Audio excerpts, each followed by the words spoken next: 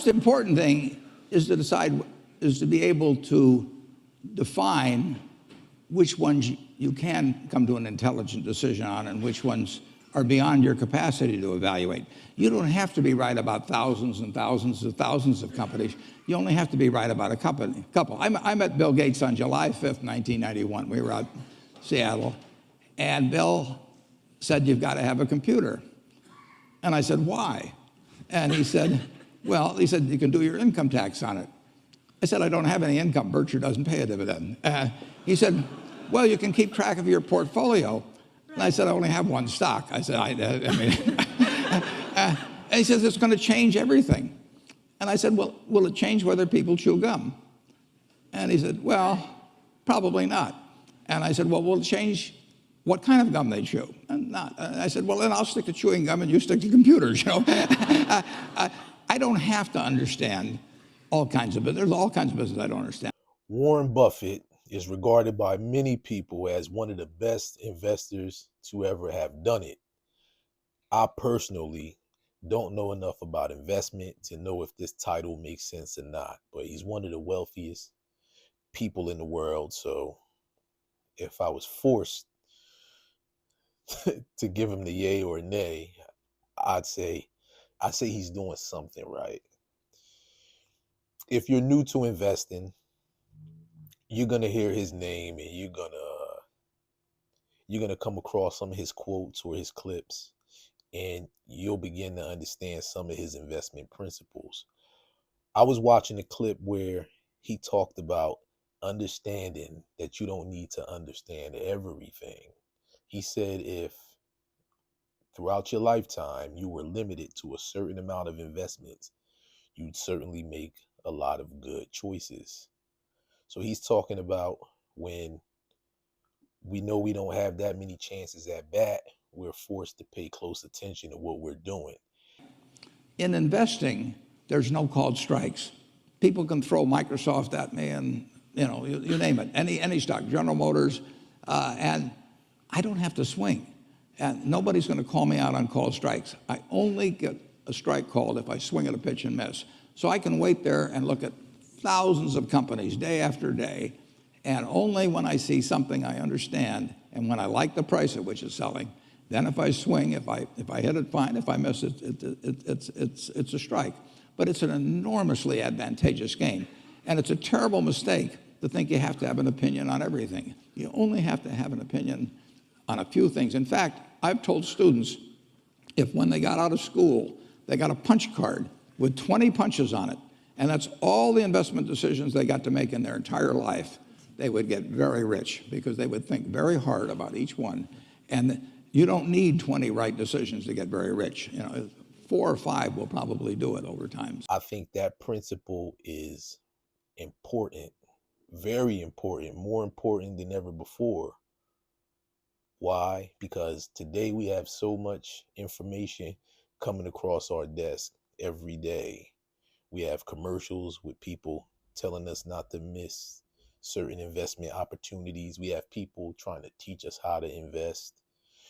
And then we have this boss mentality, and we have this don't leave anything on the table mentality that's being perpetuated, and it causes people to think that they need to be like an octopus with a hand in everything. It's the multiple streams of income bug. And while it is true that a lot of high earners and so-called wealthy people have multiple streams of income, they often start with one. They start with the mastery of one thing. And with investment, it seems like Warren Buffett is saying it's no different. Like, you don't need to understand everything, because at the bottom of every stock investment, at least, there's a company, there's a business providing a service and a product. And your job is to understand what that business does and determine how successful you think that business will do. And it's tough to intimately understand thousands of businesses. For those who don't know, when you buy stock, you're buying a fraction of a business. And when that business does well, the value of that stock increases. So if you own stock in a business that's doing well, the stock that you bought at this price is one day worth this much, so forth and so on. And if you're lucky, you outpace inflation. So even if you don't earn a great deal of money, you at least protect yourself against inflation. I'm no pro. I'm learning a lot. I'm learning a lot. I'm getting my feet wet, but yeah, people talk about how things change. I've heard people say that what Warren Buffett did to reach his level would not apply today. And that could be true, but we can always sift through old and new information to see what sort of jewels will be timeless. And I think that is timeless because regardless of how much opportunity is in front of you, you have 24 hours in a day, and humans have limited attention. Now, if you have the ability to hire a team of advisors, that's a different story. But I think the payoff might be smaller if you don't have significant money to fund a bunch of deals. So let's imagine somebody with a moderate income looking to make significant money, a significant return in stocks. I don't think it makes sense to spread your little bit of money or your moderate money across too many plays. It makes sense to understand a few things well and kind of put most of your eggs in a few baskets. And I know folks who know a little bit more about investment would probably urge you not to try and buy solo stocks. There's a reason that people go with index funds because it spreads your risk and really heightens your chance of, you know, taking a profit home.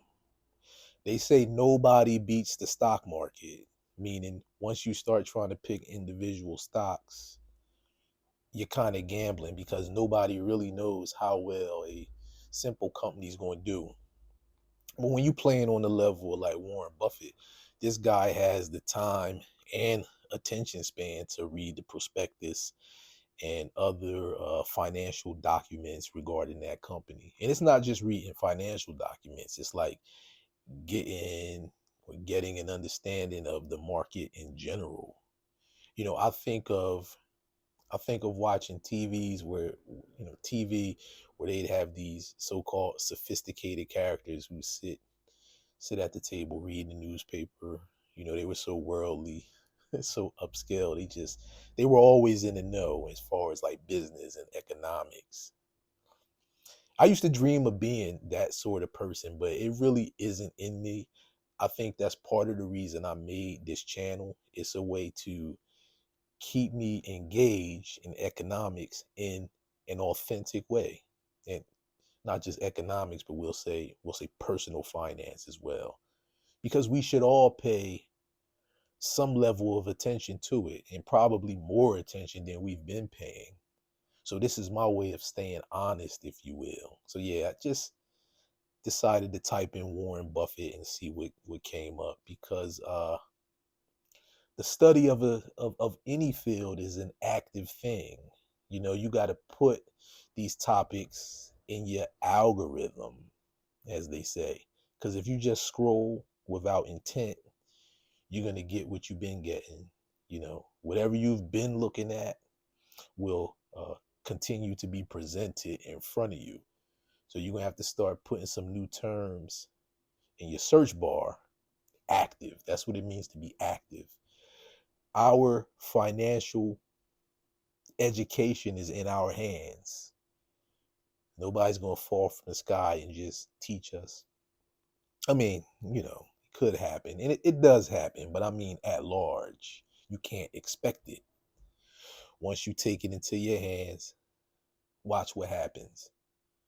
And as far as it falling in your hands, like, I think sometimes we have an unrealistic expectation of our environment. Many people will probably disagree. Like, we get frustrated with each other for not dropping certain jewels on each other. But if you're from a community like I'm from, we have successful people. But I mean, by and large, in this sort of community, in these sort of social circles, you can't expect what can I say, economic ascension to be at the center of the bulk of our conversations, because most people aren't experiencing it and have limited experience with it. But it's not even, that's not even a characteristic of just our community. I think across the world, the bulk of any culture is it's comprised of babies in the finance and wealth world. You look at any group, there's no group where most of them are doing well. Some groups are known for doing well, but it still is not the case that most of them are doing well. However, various groups get the reputation of being good with money and wealthy, so forth and so on. And I don't want to argue that. I just say sometimes you got to give yourself and your group grace. You you might be the one to inform others. I know I want to be the one to inform myself, and then you know make others curious. All right, so if this video made sense, share it or watch another one. Anyway, lock in, learn about a few companies intimately, and that's not just for stock either. That's even if you're going to buy a piece of a company, learn the company intimately. You know what? I thought I was done, but I'm not. I know like ball players receive a lot of criticism. People are highly critical of ball players. They get these fortunes, and the fortunes often dwindle away into nothing. And people are like, why didn't they invest the money? Or why didn't they make better investments? I would have done XYZ. I would have done ABC. And maybe you would have, but as a person who has tried to run several businesses, and forget what I've done personally. If you just take a glance at business, it's not necessarily easy to start an endeavor that quickly pays out an exorbitant profit. I mean, it's not easy to pay all the associated expenses and still have enough money to live an extravagant lifestyle. So if you have somebody who's making, I don't know what ball players make. Do they make a couple $100,000 a month? Some of them. I mean, I guess, it depends on your contract, but just think of any giant number. Think any big number that any athlete or entertainer might make. It's not easy to just come up with a business that's going to replace that and profit. Like, think if somebody in entertainment or sports was making $200,000 a month, $300,000 a month, what business would just have like 300 grand a month left over after paying everything? And then you have partners. Imagine you have some partners, because you aren't running these businesses alone, right? It's difficult. That's my point. I'm not saying it's impossible, but it's difficult. And a person would have to be locked in. They'd have to understand the business, like Warren Buffett was talking about. And it would probably take time to scale it to that level. So I think probably what happens with some high earners is they try to get involved with some businesses, but it just their lifestyle outpaces the growth of the business. And even if we scale down from like ball players and stuff, you might have your neighbor might run a business and they might feel like they're profitable, but it's not true profit. It's just revenue that they're allowed to spend. This motorcycle, they out there having fun.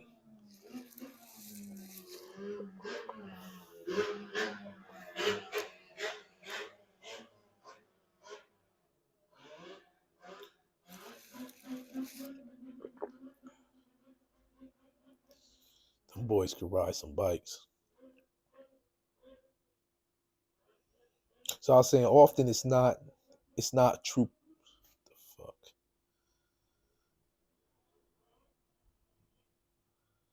So even your neighbor or the person, up the street might run a business that they think is profitable because there's a lot of revenue, but real profit is, after all the expenses are paid. I hope I didn't get too far off track. What I'm saying is, with any sort of investment, the idea that you should pay close attention and not swing at everything will probably remain true for the foreseeable future.